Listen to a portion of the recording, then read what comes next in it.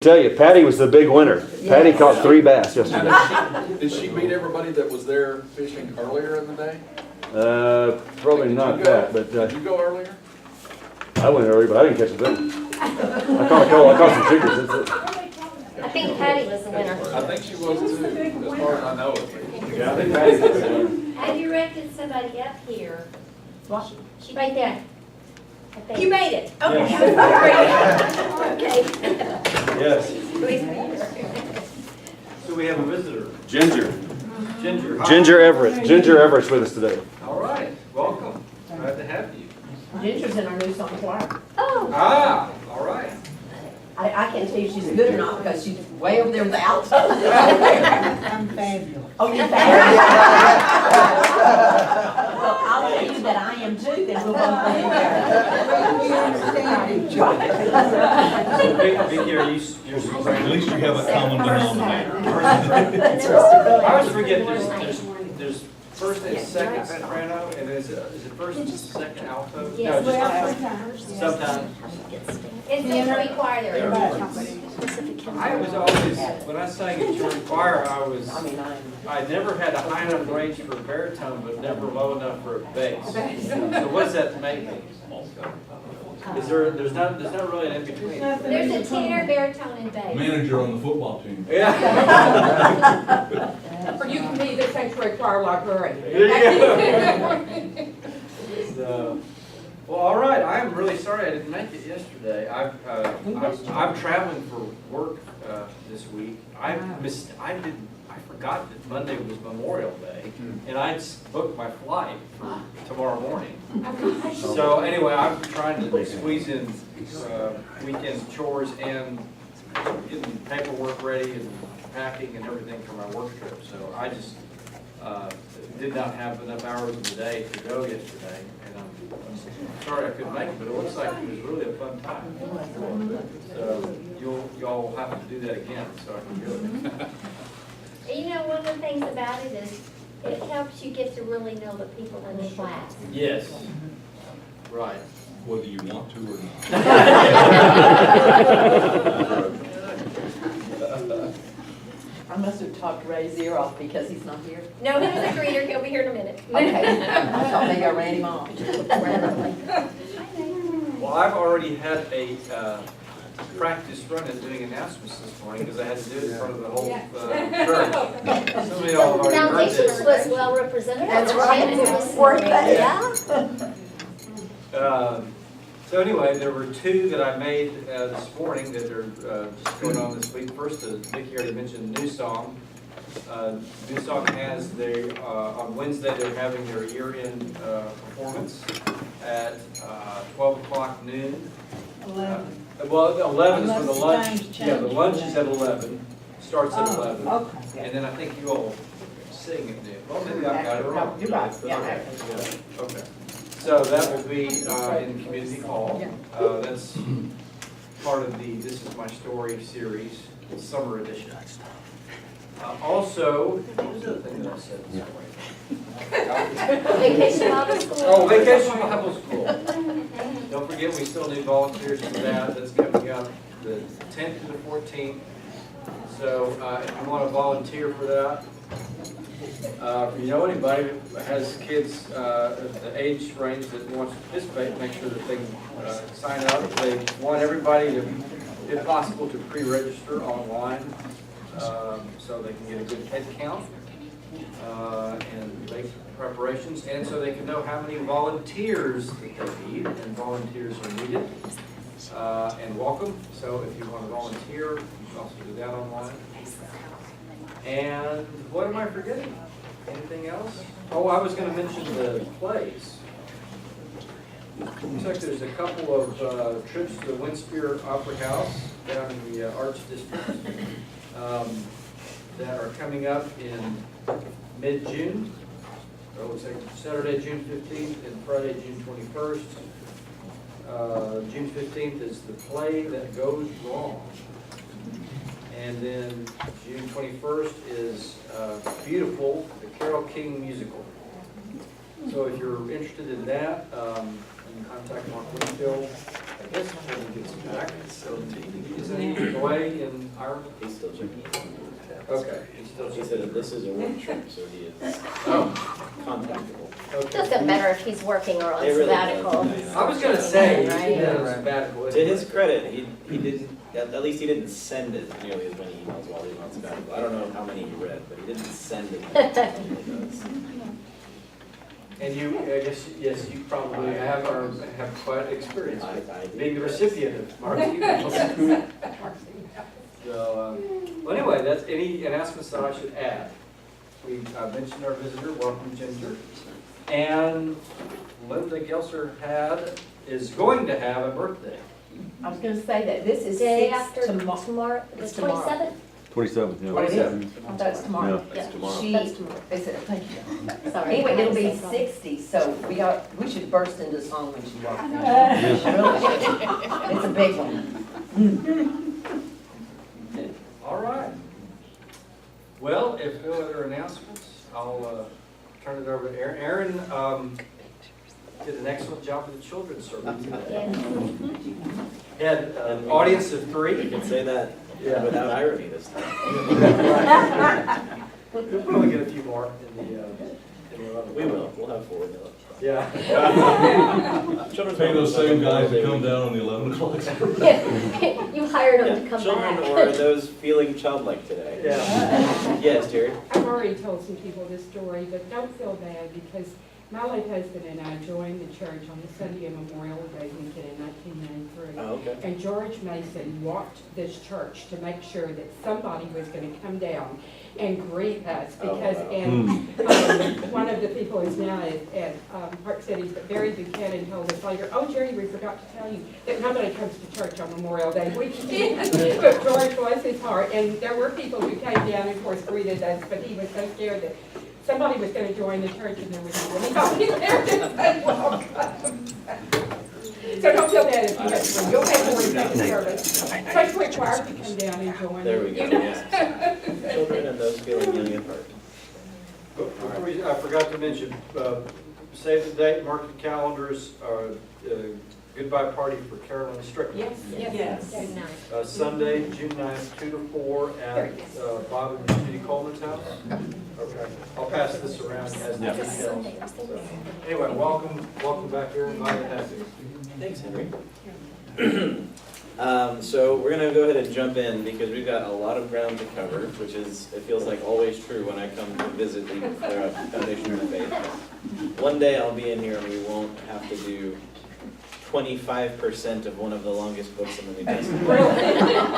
But it's not today. So today we are exploring the sort of last chapter of Paul's story as it is recorded by the book of Acts.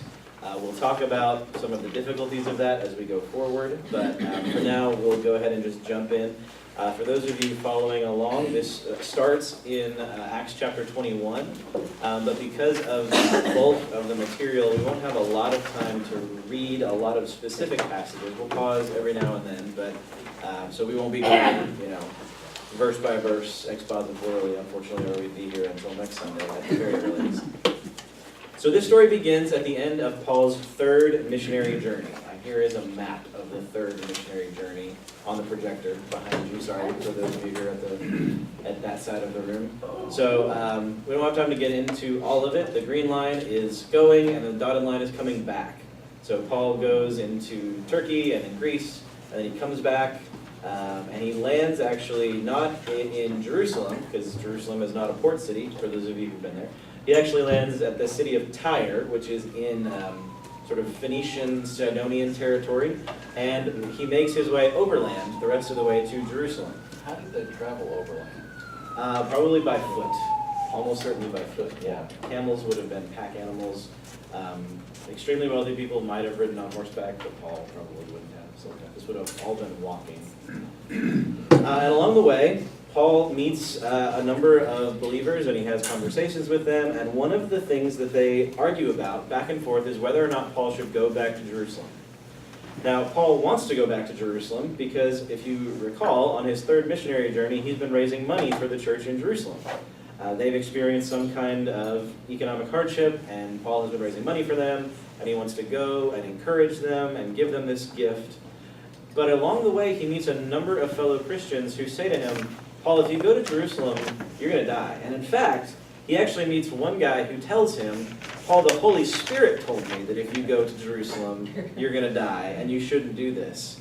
Which is a really interesting kind of twist, because if you look back at chapter 19, Paul discerns, quote, in the Spirit, that he should go back to Jerusalem. And so it raises this question of who's interpreting the Spirit correctly. Obviously, Acts wants us to believe that it's Paul, and I think it is Paul.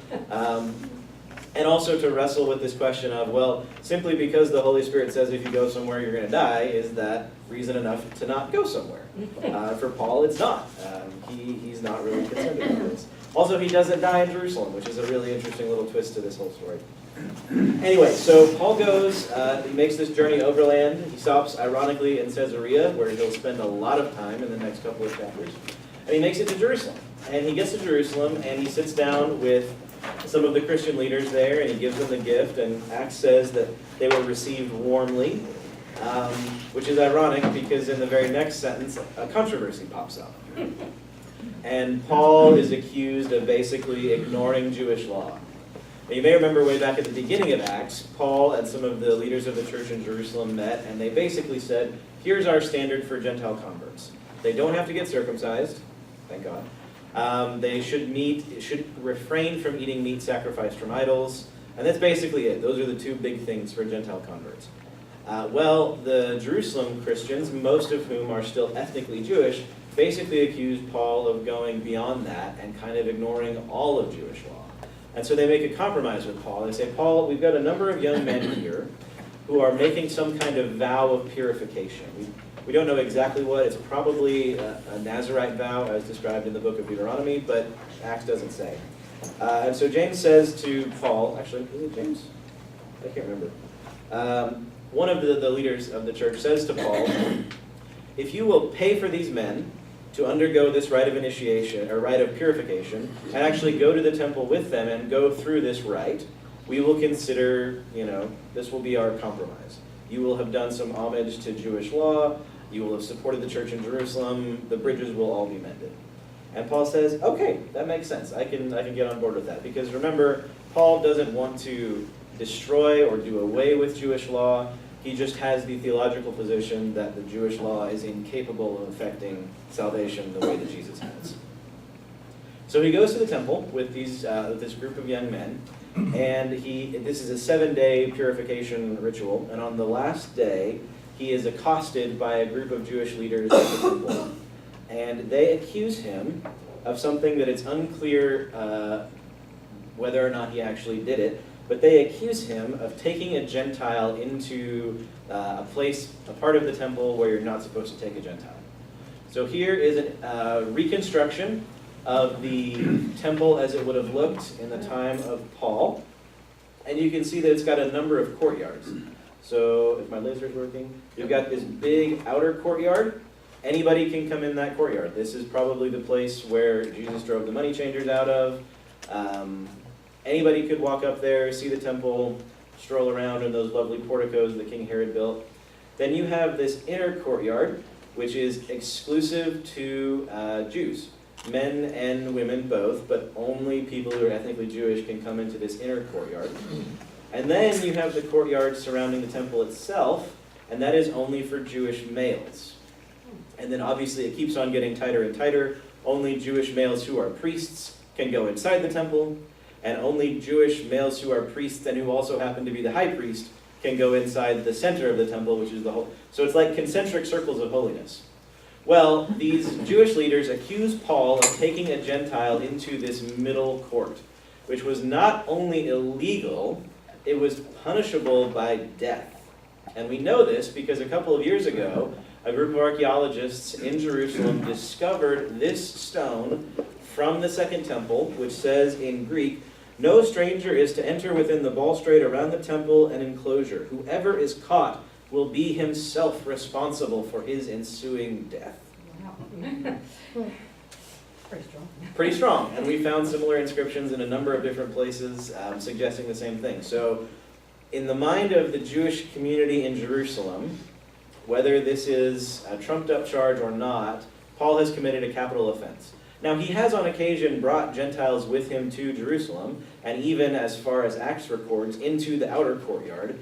It doesn't seem that he's ever actually done this, but the fact that he's brought Gentiles to the temple makes this a charge that maybe the Jewish community thinks will stick. There's some believability to this. So they actually seize Paul, and they're going to take him away to kill him. And the struggle gets violent, and it attracts the attention of the local Roman legion, who actually had a little tower not very far from the temple. And they come down and they, sort of investigate the hubbub.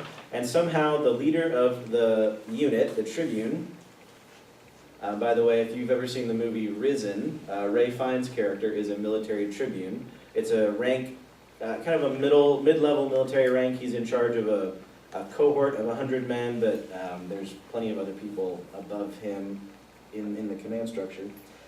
He tries to figure out what the heck is going on. And so he grabs Paul, and Paul asks, can I ask you a question? And the tribune is surprised because Paul is apparently speaking to him in Greek. Well, the tribune, we come to find out, had thought that Paul was an Egyptian rebel, an insurrectionist who had recently led a rebellion against the Roman Empire. And so when Paul speaks to him in Greek, somehow the tribune is able to assume, well, you can't be this Egyptian rebel, you must be okay. And so Paul says to him, I'd like to address the crowd. And the tribune says, well, if the crowd is mad at you, maybe this will help kind of resolve the situation.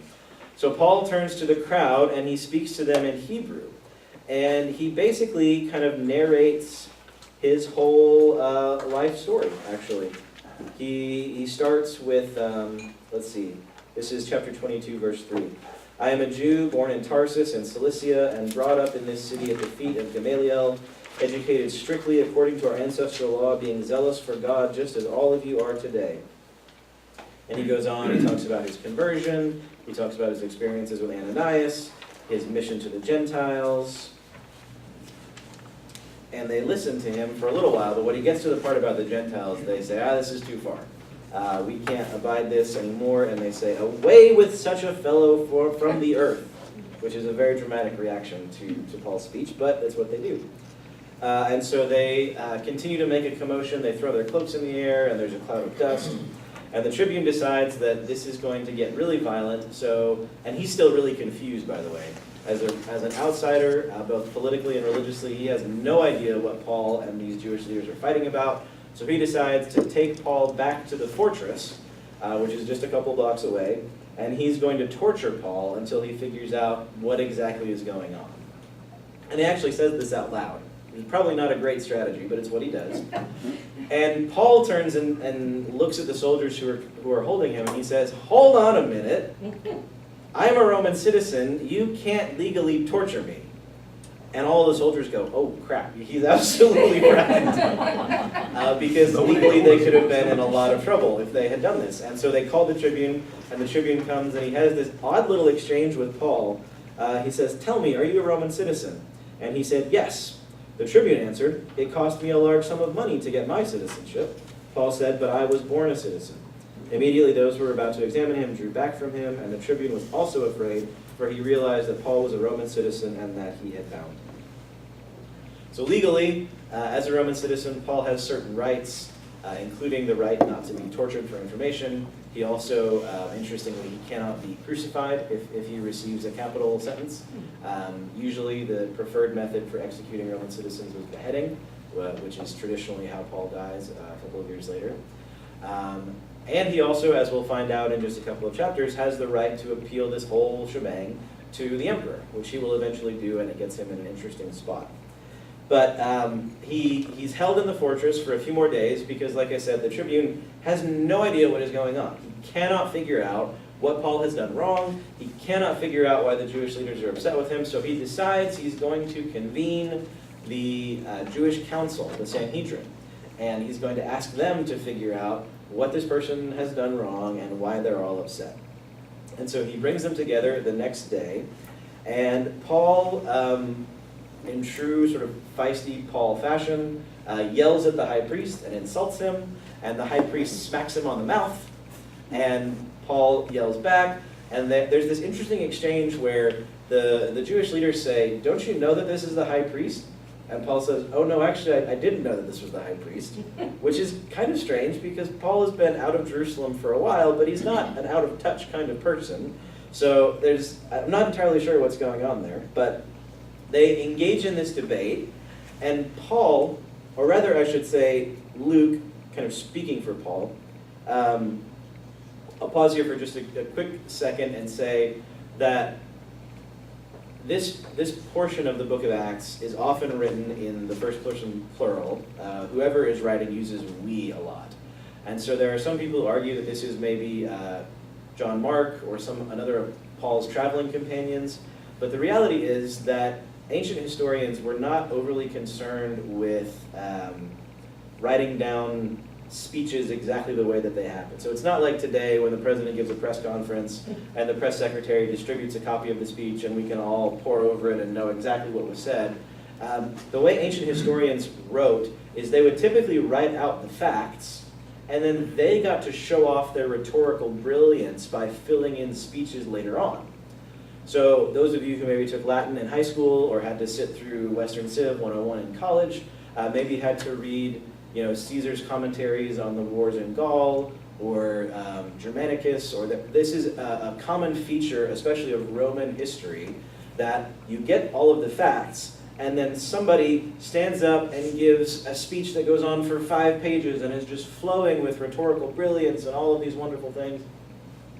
Well, Luke, as a person who lived in this time period, is not immune to this tendency, and most people think that these speeches, while they sound kind of like Paul, are probably speeches that Luke has sort of created in the mode of Paul, and that he sort of puts them in Paul's mouth. And they are probably, they make sense, they work, but they might not be verbatim what Paul actually said.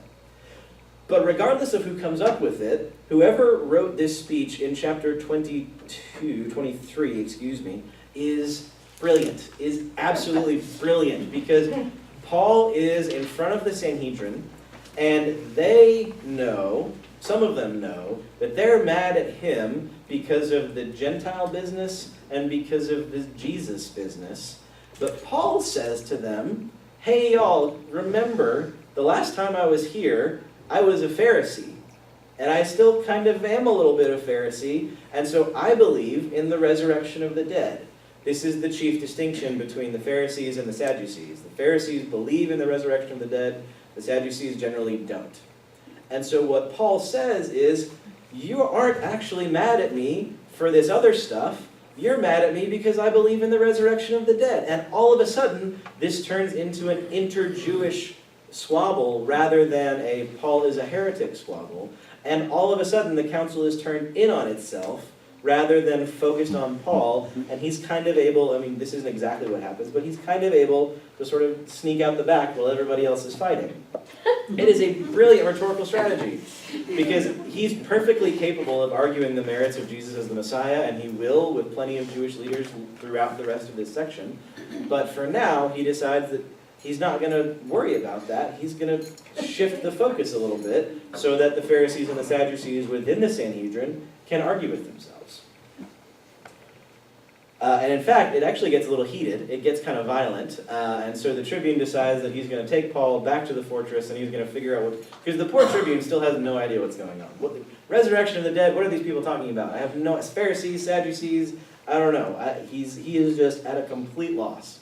And so he takes Paul back to the fortress and he kind of settles in and he's like, I don't know what we're going to do. But then... the plot thickens. And some of the Jewish leaders in Jerusalem decide that what they're going to do is assassinate Paul. So they're going to wait for him to be moved somewhere, and they're just going to kill him, and that's going to solve all their problems. Well, it just so happens that Paul's nephew hears about this. I don't know if he was hanging out with the assassins, which is not a great crowd of people to hang out with. I don't know if he just happens to overhear it, but he finds out about the plot to murder Paul, and he gets word to the tribune. And so the tribune decides, this is more trouble than it's worth. I'm just going to ship Paul off to the governor, and I'm going to let him deal with it. Which is what he does. Anybody have any questions up to this point? I know we're going kind of quickly, but feel free at any point to jump in or snarky comments, snide remarks, etc., etc. So this was the original, this is my story, huh? A little bit, yeah. There's a lot of similarity between this guy, this Roman guy that you're talking about, and Pilate. There is, yes. Just a tremendous amount of coincidence, shall we say. And there's a lot of similarity between Paul and Jesus, too. This understanding of you have to go to Jerusalem. If you go to Jerusalem, you're going to die. The multiple trials, which also connects with Pilate and with Herod, and later on, Herod's great-grandson is going to show up, Herod's grandson is going to show up. So yeah, there's a lot of similarities. And what's interesting is that this pattern continues in early Christian writing. So in the 2nd century, there's a book written about a man named Papias, who is a Christian martyr. And his martyrdom is written, and it seems that he kind of deliberately shaped the events around his martyrdom in such a way as to imitate the death of Jesus. And this actually becomes a common trope in early Christian martyr stories, that, martyrdom is not just, defying the Roman Empire for the sake of your faith, but it's also about identifying with the suffering and death of Jesus on a very kind of personal, visceral level.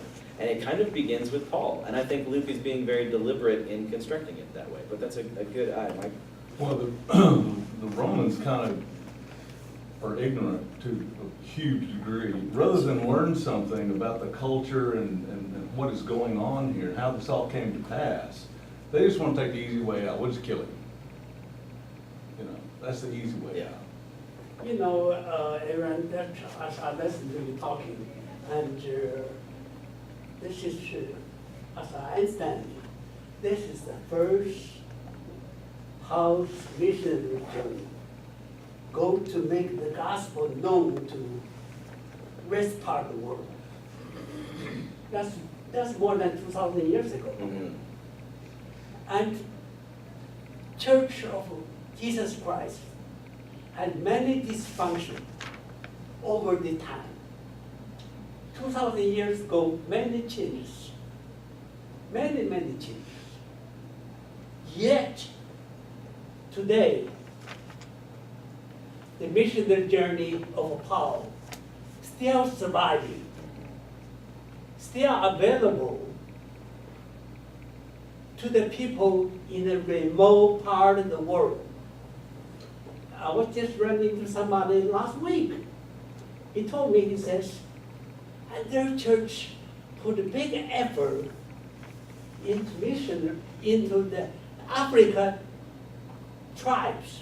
Go to Africa to the missionary work and to teach them. And this is something we as a Christian to appreciate it, to understand the power of God's love, the power of the Holy Spirit work. The 2,000 years of the time, the Christian church function and dysfunction go all over the place.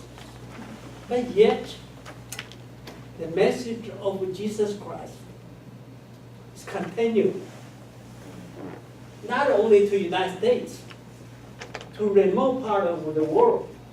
Believe me, go to North, if anyone ever goes to North Korea, believe me, there's a lot of underground churches big there.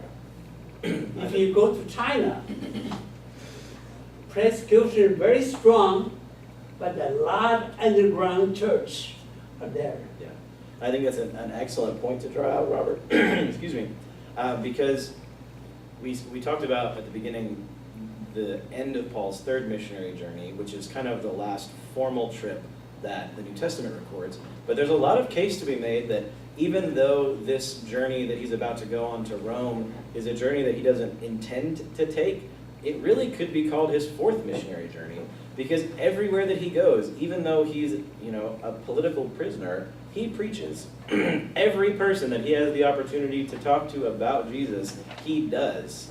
And I mean, from the person on the street outside the Jewish temple when he's arrested who hears him preaching, all the way to the political leader of Israel at that time, to the Roman governor, in theory, all the way up to the Roman emperor.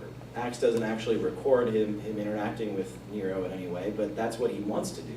And so even though he's being kind of taken to places he doesn't actually necessarily want to be, he continues to preach the gospel no matter where he is. And I think that's a really excellent point. So from Jerusalem, the Tribune actually puts together a pretty serious military force. Let's see, where is it? No, I've got it. It's 23. Get ready to leave by 9 o'clock tonight with 200 soldiers, 70 horsemen, and 200 spearmen. Also provide mounts for Paul to ride and take him safely to Felix the governor. So this is not an insignificant military force that the Roman Tribune is providing to make sure that Paul is able to make the journey safely. And it's not a long journey.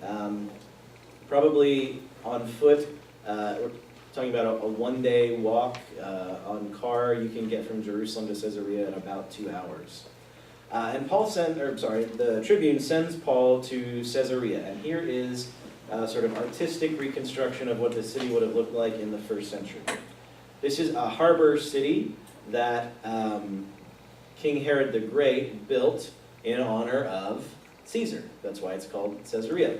It's sometimes called Caesarea Maritima because it's on the coast, and to differentiate it from another Caesarea, which is further northeast, called Caesarea Philippi, which is where Jesus asks Peter, who do people say that I am? And Peter has this moment of revealing Jesus as the Messiah.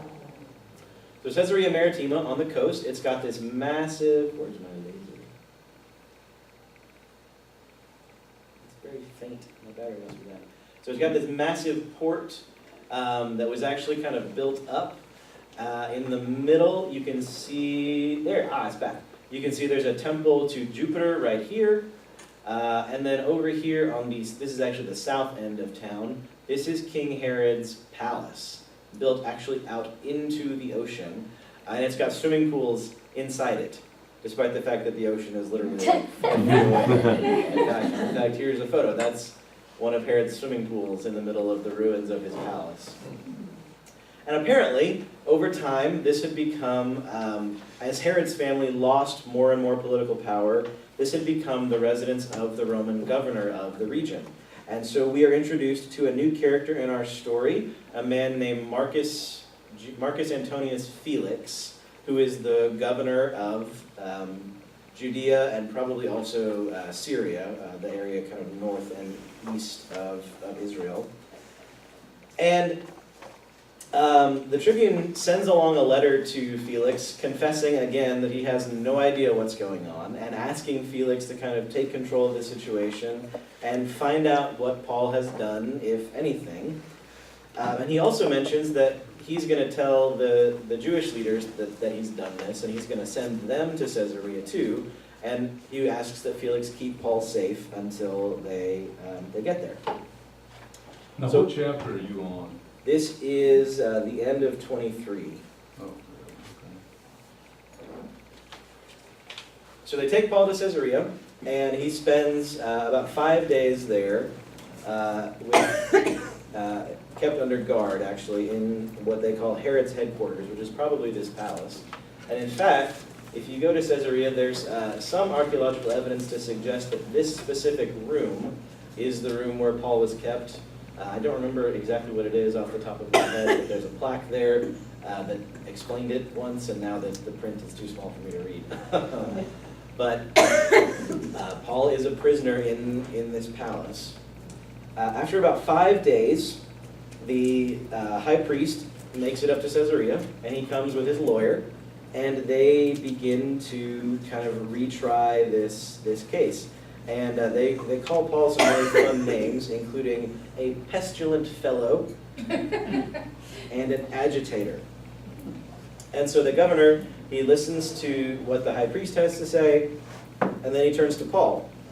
And Paul gives another speech very similar to the one he made in Jerusalem, talking about how, let's see, This one is a little bit more specific about the charges. I went up to worship in Jerusalem. They did not find me disputing with anyone in the temple. So he kind of makes this defense, and here's the important part, though.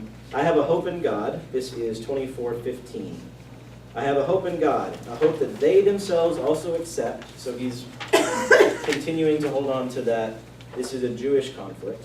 That there will be a resurrection of both the righteous and the unrighteous.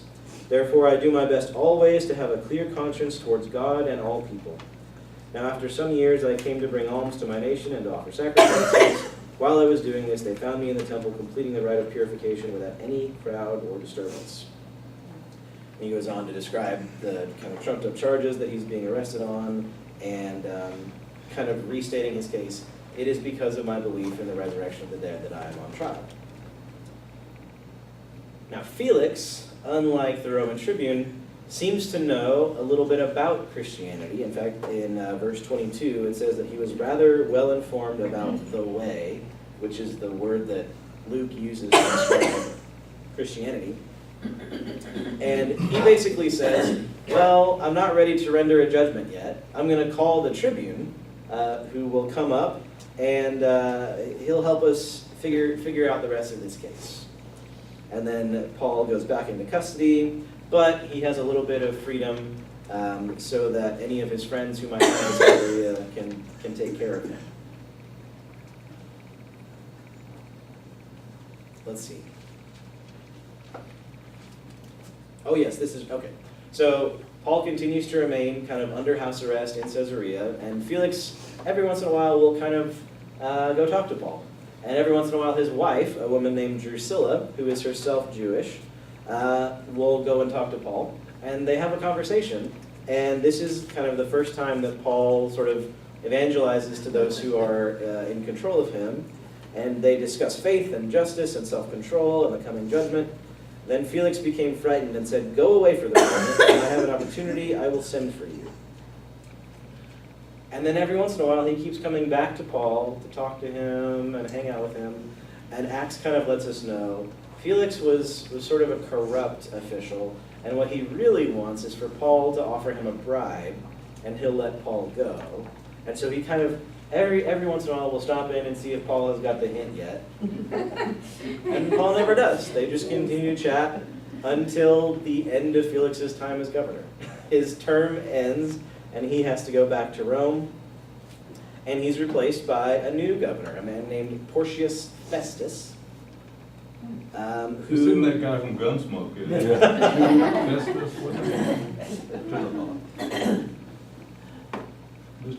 Festus decides he's going to keep Paul in prison, but he is at least going to investigate this for himself as well. Interesting thing for you to note, we know from Roman historical sources that Festus becomes the governor of Judea in the year 59. So 59 AD, CE, however you want to, whichever abbreviation you want to use. So we kind of knew that we were in the middle of the first century, but now we have a specific date. Year 59, Paul is still in prison in Caesarea. Was Paul died in the first prison? Paul, we don't know, actually, Robert. Traditionally, Paul dies in the city of Rome. The story usually goes that he's beheaded, but there are no kind of New Testament sources that describe his death. And we'll actually get to that when we get to chapter 28. So, Paul is still in Caesarea, and Festus comes and he has a conversation with Paul, and the priests, the leaders, the Jewish leaders want Paul to come back to Jerusalem so that they can deal with this matter themselves. But Festus is a fairly intelligent political operative. He kind of knows that if he agrees to this, they'll probably ambush Paul along the way. And so he says Paul is going to be kept in Caesarea, and if anybody wants to come accuse me of any wrongdoing in this regard, come on. And nobody does, actually.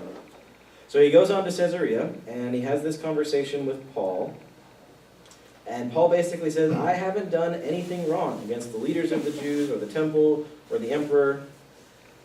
And when he says emperor, Festus does something interesting. Paul says the word emperor, which reminds Festus that Paul is a Roman citizen and that he has this right to appeal his case to the emperor. So Festus sees a way to get it off his plate, to get Paul out of his hair, and also to kind of, make Paul happy, remind him of his rights as a Roman citizen. So he says, "Do you wish to go up to Jerusalem and be tried before me on these charges?" But Paul said, "I am appealing to the emperor's tribunal. This is where I should be tried. I have done no wrong to the Jews, as you very well know." And Festus basically says, "Okay, you've appealed to the emperor, we'll send you to the emperor." Which again is Paul's legal right as a Roman citizen, to have his case appealed all the way up through the Roman judicial system.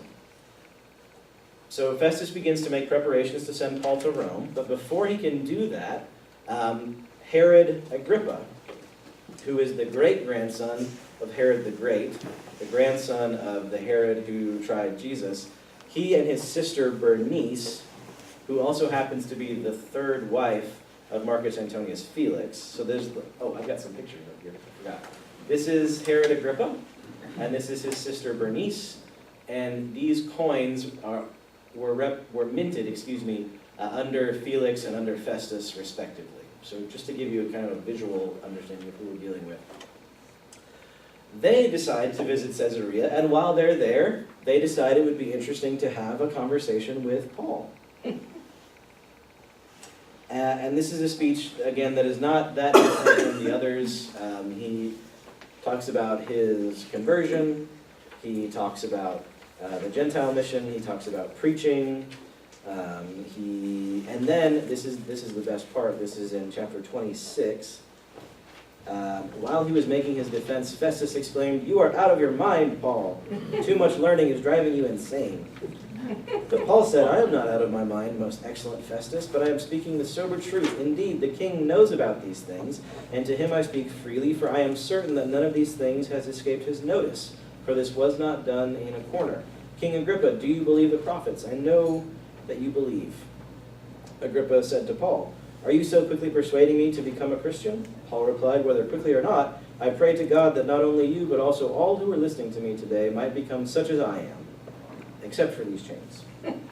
Then the king got up, and with him the governor and Bernice and those who had been seated with them. And as they were leaving, they said to one another, "This man is doing nothing to deserve death or imprisonment." Agrippa said to Festus, and this is kind of the heartbreaking thing in all of this, "This man could have been set free if he had not appealed to the emperor." So at the conclusion of their conversation, Agrippa, who is the political leader in charge of Jerusalem and the region around Jerusalem, and Festus, who is the political leader of the whole region, the Roman political leader, kind of decide amongst themselves, okay, we're satisfied that Paul hasn't actually broken any laws. They're having a theological conflict. We don't really care about that. We could let him go. But Paul has invoked this right to appeal his case to the emperor, and we don't want to get in trouble for not honoring his rights as a Roman citizen, so we basically have to send him on to Rome, even though we are generally agreed that he hasn't done anything. By the way, Agrippa apparently never decided to convert to Christianity. He just kind of kept on being a Herod, which is not a great thing to be in the first century. So after this, Paul is dispatched to Rome. And here is a quick map of his journey, because it's a long one. He starts off in Caesarea, which is down here. And because of the storms on the Mediterranean and because of naval technology, this was the way he sailed. You kind of hugged the coast, hopping from city to city. So they go from Caesarea to Sidon, and then over here to Myra, and then down here to Crete. And Crete is where they get into some trouble. By the way, Acts records that Paul is treated very well on this entire journey. A new centurion, a man named Julius, is assigned to him. Julius takes care of him. Every time they land somewhere, they meet Christians in that city, and they take care of Paul. So even though Paul is technically a prisoner, he's being taken care of very well. And what's interesting is actually Julius will sort of put himself at risk in a couple of verses to take care of Paul. So they make it, oh, by the way, I've got a picture of the boat that they probably would, a similar type of boat that they would have sailed in. This is a class of kind of Roman merchant vessel called an honoraria. It's always good to have an idea of what these things look like. So they leave Crete. They leave this city on the western edge of Crete called Phoenix, and they hit a massive storm. The ship is thrown off course for 2 weeks, and they have no idea where they are. This area in the Mediterranean is, the Mediterranean is not huge, but in the first century, this is massive. And they're lost and they're scared, and Paul continues to have visions of their safety, but he tells the captain over and over again, only those who stay on the boat will actually be saved. And what happens is a group of the sailors actually mutiny, and they take some of the smaller lifeboats, and they flee. And we don't know whatever happens to them. Paul seems to suggest that they're not safe because they didn't stay on the boat. So they flounder for 2 weeks until finally they spy land. And the ship is so badly damaged that all they can kind of hope to do is run it aground and make repairs once they get there. And where they are actually is here in Syracuse, on the southern tip of, what's the name of that island? Sicily. Thank you. Wait a minute, Actually, we've they skipped a put it step. down in Malta. We've skipped a step. Why is Malta not on this map? Is They it let right me know. right there? Insert. Oh, there it is. It's tiny. Okay. They go to Malta. The land that they spy first is Malta. Thank you for catching that. And that's where they run the ship aground. And actually, before they can get all the way to the beach, they hit a coral reef, and the ship starts basically falling apart because it's in such bad condition. And there's a group of soldiers who actually just want to go ahead and murder Paul right now so that he doesn't flee in the chaos. Well, Julius says, no, you can't do that. And he actually sets Paul free secretly, and Paul makes his way onto the island, and they light a fire. But while they're lighting the fire, a snake comes out of nowhere, and it bites Paul in the hand. It's a viper of some kind. But Paul just kind of throws it off into the fire, actually, and it doesn't cause him any harm. And so the locals on Malta believe that he must be a god. So they take him to Publius, who is a kind of leading man on the island of Malta, and Paul performs miracles. He heals Publius' father-in-law, and he heals a lot of people on the island. He's received very warmly by them. We can assume that surely he preaches while he's on Malta, but Acts doesn't record explicitly if he does or not. And they remain in Malta for 3 months. They kind of survive the winter on the island of Malta. After the winter passes, Paul and his company grab a ride on an Alexandrian ship, which is bound for Rome, and this is where they go to Syracuse. They make a couple stops along the way. It's fairly uneventful. They stop here in Puteoli and then in this town called 3 Inns or 3 Taverns. And each of these places, Paul is greeted by more Christians who continue to take care of him and treat him well. And then eventually they come to the city of Rome. This is chapter 28. Verse 16. When he came into Rome, Paul was allowed to live by himself and with the soldier who was guarding him. So while Paul is waiting to meet the emperor to hear his case, he's kind of kept under house arrest. He's treated very well. And he continues to preach 3 days after he gets there. 3 days after this incredibly harrowing journey, Paul decides that it's already time to meet with the local Jewish leaders, to preach in their synagogues, and to clear himself of any wrongdoing in the eyes of the Roman Jewish community. So he says, I have done nothing against our people. I had none or customs of our ancestors, yet I was arrested in Jerusalem. He explains the whole situation, and he wants them to know that he hasn't done anything wrong. And then he begins to preach in Rome. He spends 2 years, Acts says, at his own expense, living and preaching in the city of Rome, hoping to gain converts and to eventually have his case heard by the Roman emperor. And this is how the book of Acts ends. This is 28:30. He lived there 2 whole years at his own expense and welcomed all who came to him, proclaiming the kingdom of God and teaching about the Lord Jesus Christ with all boldness and without hindrance, which kind of describes the whole journey and actually all of Paul's life. Now, where things get tricky is that this is the last thing that Acts says about Paul's life, but we think based on some of the other letters, that Paul did other things after this. But we don't know exactly what the time frame is. So we're right around now the year 61, because Paul spends 2 years in Rome, maybe 62. There are 4 books in the New Testament that claim to have been written by Paul while he was in Rome. Ephesians, Colossians, Philippians, and Philemon, or Philemon, depending on how you pronounce it. These all claim to have been written while Paul is imprisoned in Rome. And later Christian tradition suggests, and this is tricky, but it suggests that maybe Paul did have his case heard by the emperor, was cleared of all wrongdoing, and then was able to fulfill one of his lifelong goals, which was to go to Spain and preach the gospel in Spain.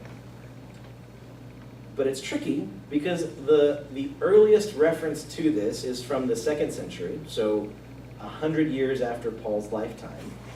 And the language is a little vague. It comes in a book written by a man named Clement. And what Clement says is, Paul, having fulfilled his goal of preaching in the utmost west, and then the story goes on. And you can make the argument in 2 different ways. That the utmost west refers to the westernmost geography of the Roman Empire, which would have been Spain.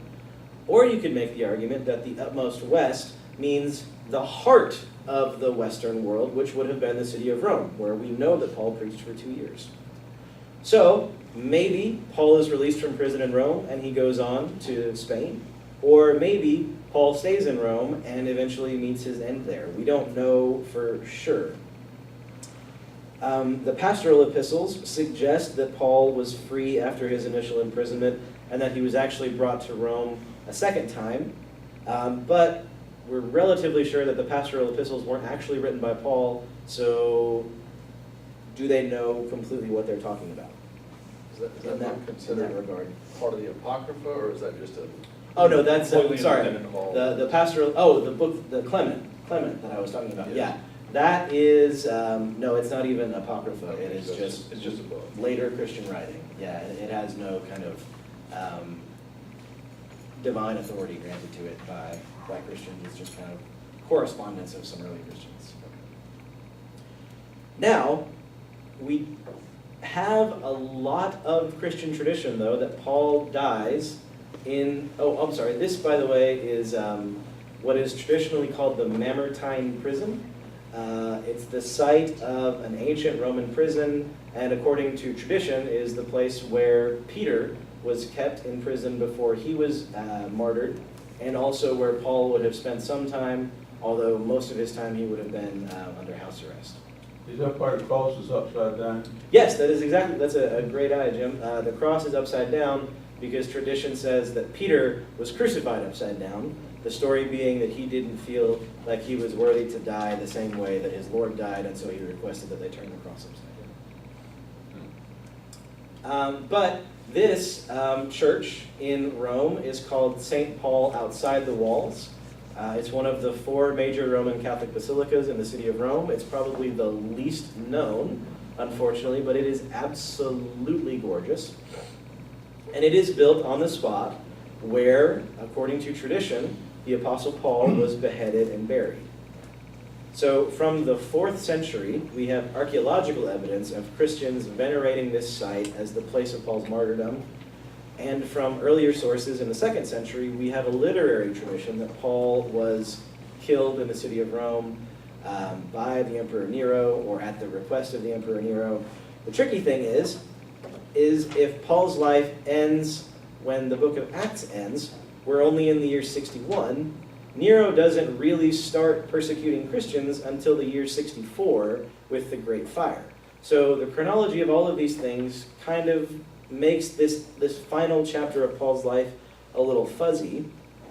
But what makes the most sense to me is that Luke, when he's writing the book of Acts, probably knows how Paul's story ends, and he probably knows that it's going to end with Paul's martyrdom.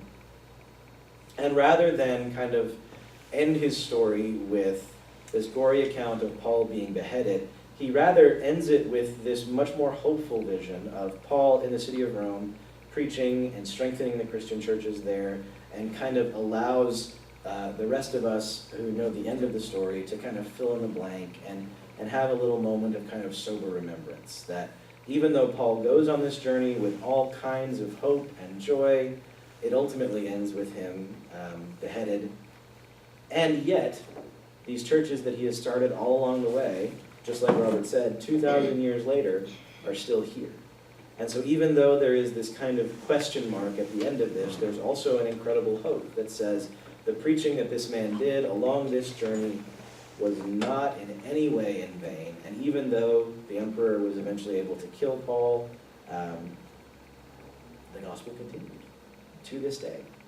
And in fact, we've been able to kind of co-opt some of these spaces in some regard, to take a place. This church, like I said, is built on the site where Paul was traditionally martyred. The Basilica of St. Peter in the Vatican City is built on the spot where Peter was traditionally martyred.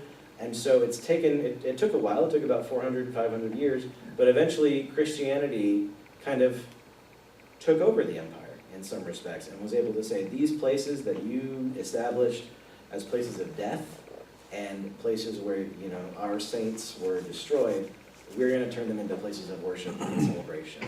And so in many respects, I think that's the legacy of Paul's story, not that he goes to Rome and dies, although he does, but that the work that he does in the city of Rome continues to live on to this very day. And that is the end of the book of Acts. You know, Aaron, that I really appreciate your teaching about Paul. Thank you, Robert. A missionary, first missionary, they are paying the price for the gospel. And they pay the price, going to prison, might be getting even killed. So when I see these kind of things, I can see to be a Christian anytime, even in today's world, and we have to pay a price. Believe me. And to be a Christian, even in America, you have to pay a price. Your own sacrifice in order to follow Jesus Christ. Thank you, Robert. Thank you, Aaron. We appreciate this very much. Let's go through our prayer requests now and add more if we need to. Let's see here. We want to pray for the adventurers, including our own Carrie Donaldson, who is on the trip to Ireland. Ginger Everett, we're certainly glad to hear your name is on it. We'll pray for you. Is there anything specific? Yes, I wrote it on your paper there. Okay, oh, it's down below. Yes, I see it now. Oh, there was another one. Okay, pray for my sister, Gloria, is Huey Campbell. She's had a bike accident and broke 3 ribs. Collarbone and 2 braces are broken and punctured a lung. She's expected to recover, but she said in much pain. Yeah. Oh my goodness. Where did this happen? In Germantown, Tennessee. Tennessee. Good. And Change she your rides bikes all the time. She hit a pothole and lost control of the bike. I'm sorry. I'm sorry. Anyone else? Do we have anything else to add? If not, Aaron, thank you so much for your lesson and for this, and we'll go ahead and pray.